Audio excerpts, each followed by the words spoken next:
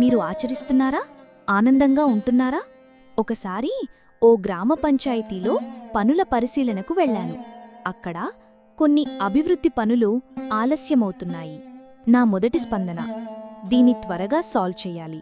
అందరికీ తక్కువ సమయంలో సమాధానం చెప్పాలి. ఒత్తిడిలోనే పని వేగంగా నడిపించాలి అనుకున్నాను. కానీ అలా చేయగానే అందరూ మరింత డిఫెన్స్లోకి వెళ్లారు. కొన్ని పనులు ఇంకా నెమ్మదించాయి. ఆ సమయంలో నేను తెలుసుకున్న విషయం, ఒత్తిడి పెంచడం వల్ల పని జరిగిపోదు. నా హడావుడి వారికి మరింత ఒత్తిడిని సృష్టించింది. అప్పుడు నాకు వు వే తత్వం గుర్తుకు వచ్చింది. వు వే అంటే చైనా తత్వం ప్రకారం సహజంగా ప్రవహించడం. వు వే అంటే ప్రయత్నం లేకుండా సమర్థంగా పనిచేయడం అనే భావన. ఇది అంటే పని చేయకూడదు అనేది కాదు, కానీ బలవంతపు ఒత్తిడితో కాకుండా సహజమైన దిశలో పనిచేయడం. మనం జలప్రవాహాన్ని గమనిస్తే అది అడ్డంకులను బలవంతంగా తొలగించదు.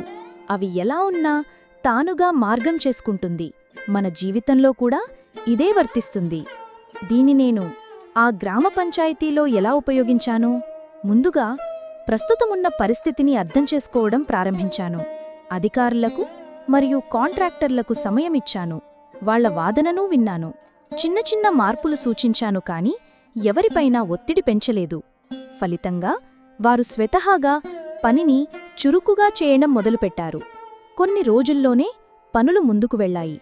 ఎవరికీ ఒత్తిడి లేకుండా పని పూర్తయింది. మన జీవితంలో వు వే ని ఎలా ఉపయోగించాలి? సంబంధాలలో అవసరమైన చోట మౌనం పాటించాలి, అవసరమైన చోట సహనం పాటించాలి. ఒత్తిడి పెంచితే సంబంధాలు మరింత కఠినమవుతాయి. పని ఒత్తిడిని హ్యాండిల్ చేయడంలో ఒక్కసారిగా పనిని తలపై వేసుకొని భయపడకూడదు. నెమ్మదిగా, స్పష్టతతో ముందుకు వెళ్ళాలి. ఆరోగ్యపరంగా అధిక వ్యాయామం, ఒత్తిడిగా డైట్ ప్లాన్ చేయడం వంటివి కొంతవరకు మంచివే. కానీ సహజమైన జీవన విధానాన్ని పాటిస్తే దీర్ఘకాలిక ఆరోగ్యం మెరుగవుతుంది.